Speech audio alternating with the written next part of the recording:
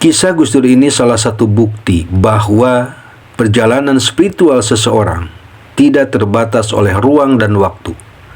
Meskipun Yang Mulia Tuan Syekh Abdul Qadir Al-Jailani telah wafat secara jasad dan wafatnya sudah berabad-abad lalu, tapi komunikasi spiritual dengan Gus Dur tetap dapat terjadi. Bahkan beliau memberikan ilmu, yaitu talqin dzikir. Ini salah satu bukti nyata bahwa para kekasih Allah dan mursyid kamil mukamil dengan izin Allah Subhanahu wa Ta'ala, mereka masih tetap membimbing umat dan muridnya, karena hakikatnya para kekasih Allah itu tidak wafat, tapi mereka hanya pindah tempat saja.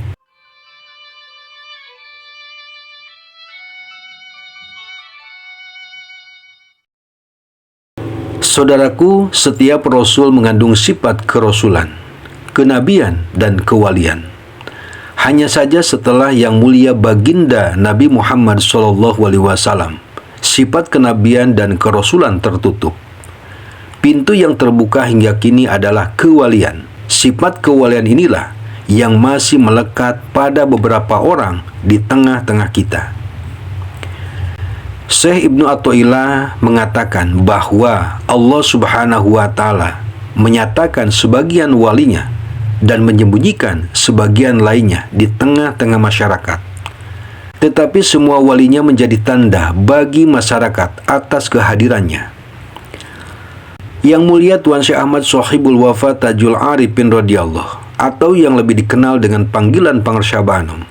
Beliau adalah ulama yang dikenal rendah hati karena keramahannya, kesabarannya, ketulusannya, dan kemampuannya menerima siapa saja yang meminta nasihat dan bantuan tanpa memandang status sosial atau latar belakang. Beliau tidak pernah menolak permintaan nasihat dari siapapun, baik orang biasa maupun yang sedang terjerumus dosa. Dan beliau juga selalu memberikan doa dan wasilah sebagai bukti kepeduliannya. Meskipun memiliki ilmu yang luas, Pangersyabanum terus menanamkan benih-benih tauhid dan menumbuhkan rasa manis dalam beribadah kepada Sang Khalik. Beliau juga memberikan perlindungan dan bimbingan kepada seluruh umat tanpa memandang agama, organisasi, atau golongan tertentu. Beliau menunjukkan sifat kasih sayang yang tulus. Dengan keharuman sikap dan akhlak mulianya beliau, tidak heran kalau beliau sering dikunjungi oleh umat Islam, tokoh masyarakat, para ulama, dan pejabat negara, baik dari dalam maupun dari luar negeri.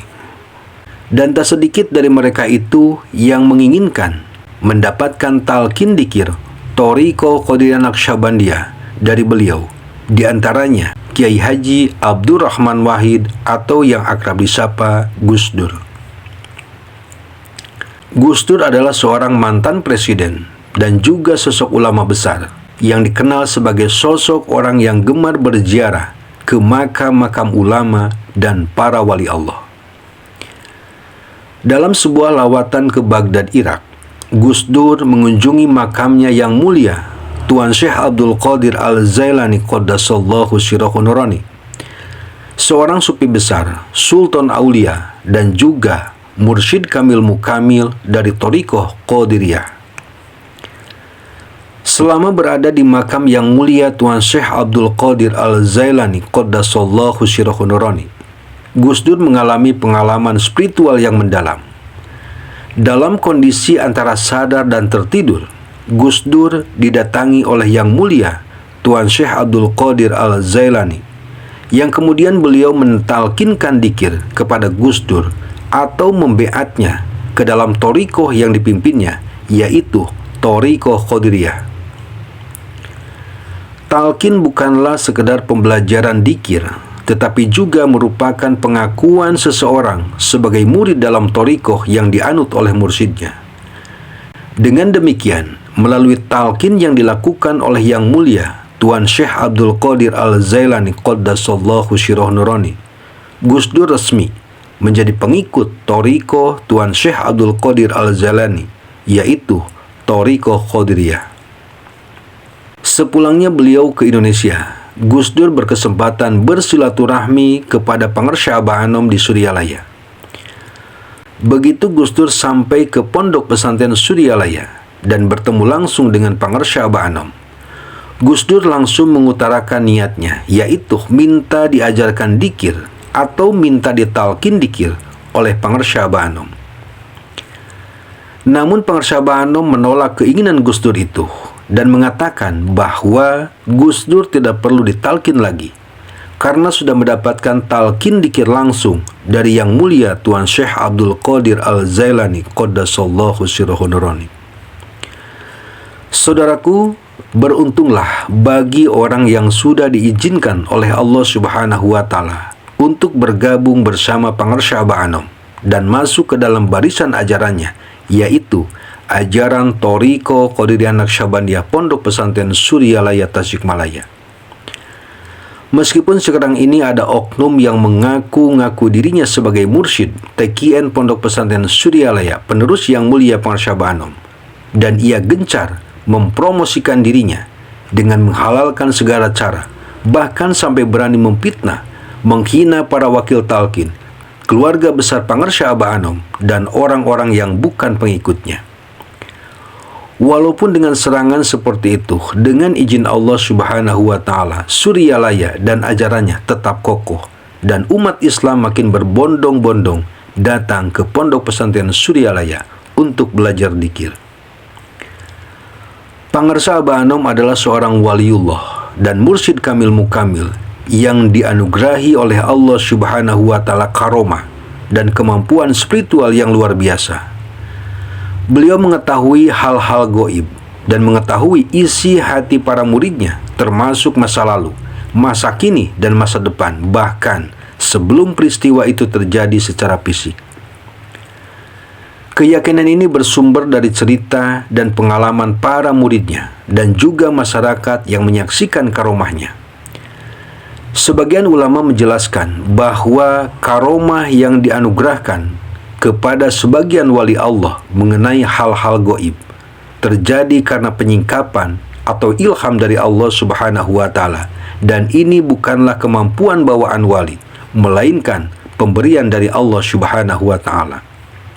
Ilmu gaib itu mutlak hak khusus Allah Subhanahu wa Ta'ala. Namun Allah Subhanahu wa Ta'ala dapat menyingkapnya sebagian kecil informasi gaib itu kepada makhluknya, termasuk kepada para rasul, para wali, dan kepada para mursyid kamil mukamil untuk tujuan tertentu.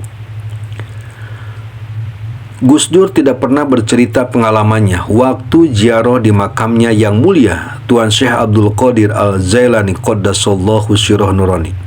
Tapi Pangersha Abah Anom dengan izin Allah Subhanahu wa Ta'ala bisa mengetahui apa yang dialami Gus Dur, termasuk masalah mendapatkan talkin dzikir. Pangersha Abah Anom adalah orang yang memiliki ilmu laduni atau pengetahuan yang langsung diberikan oleh Allah Subhanahu wa Ta'ala yang memungkinkan beliau untuk melihat sesuatu yang tersembunyi dan mengetahui yang akan terjadi. Ilmu laduni adalah pengetahuan atau ilmu yang diberikan langsung oleh Allah Subhanahu wa Ta'ala kepada hambanya melalui ilham tanpa melalui proses belajar, pendidikan, atau penalaran. Ilmu ini dapat diperoleh oleh orang-orang yang memiliki hati yang bersih, hati yang suci, dan dekat dengan Allah Subhanahu wa Ta'ala, yang merupakan bagian dari karomah atau keilmuan yang diberikan Allah kepada hamba pilihannya. Kisah Gus Dur ini salah satu bukti bahwa perjalanan spiritual seseorang tidak terbatas oleh ruang dan waktu. Meskipun Yang Mulia Tuan Syekh Abdul Qadir Al-Jailani telah wafat secara jasad dan wafatnya sudah berabad-abad lalu, tapi komunikasi spiritual dengan Gus Dur tetap dapat terjadi. Bahkan beliau memberikan ilmu, yaitu talkin dzikir. Ini salah satu bukti nyata bahwa para kekasih Allah dan mursyid kamil mukamil dengan izin Allah Subhanahu wa Ta'ala, mereka masih tetap membimbing umat dan muridnya, karena hakikatnya para kekasih Allah itu tidak wafat, tapi mereka hanya pindah tempat saja. Bahkan kejadian seperti Gus Dur itu banyak dialami oleh murid-muridnya Pangarsyaba Anom.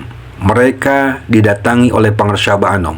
Ada yang diberikan nasihat, pengobatan, bimbingan, ilmu, dan juga talqin dzikir.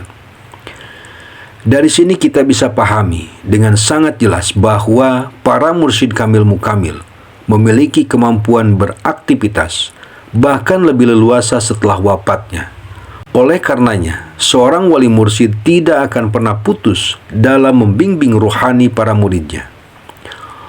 Oleh karena itu, kalau ada orang yang mengatakan bahwa para mursyid yang sudah wafat secara jasad, salah satunya Pangarsyaba Anom, sudah tidak bisa membimbing lagi muridnya dan sudah tidak bisa memberikan talqin dzikir, ucapan mereka itu adalah dusta dan juga sudah tidak percaya akan kebenaran Al-Quran.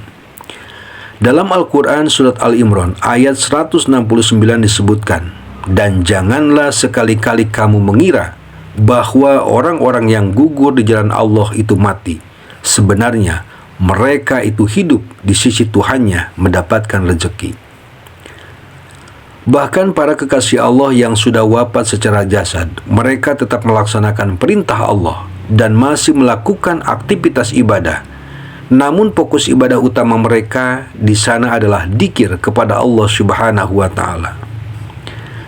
Saudaraku, Syekh Ali Al-Quraisy radhiyallahu beliau berkata, "Saya melihat 4 orang wali beraktivitas di dalam kubur mereka sebagaimana aktivitas orang yang masih hidup, yaitu Syekh Abdul Qadir Al-Jailani, Syekh Ma'ruf Al-Karhi, Syekh Aqil Munzi, dan Syekh Hayat bin Qais." Selain itu, disebutkan pula dalam kitab Tanwirul Qulub fi Mu'amalati Al-Alamil Ghuyub. Sebagaimana pendapat jumhur ulama Ahlus Sunnah wal Jamaah dikatakan bahwa karomah para wali itu tetap ada, baik saat mereka hidup dan setelah wafatnya.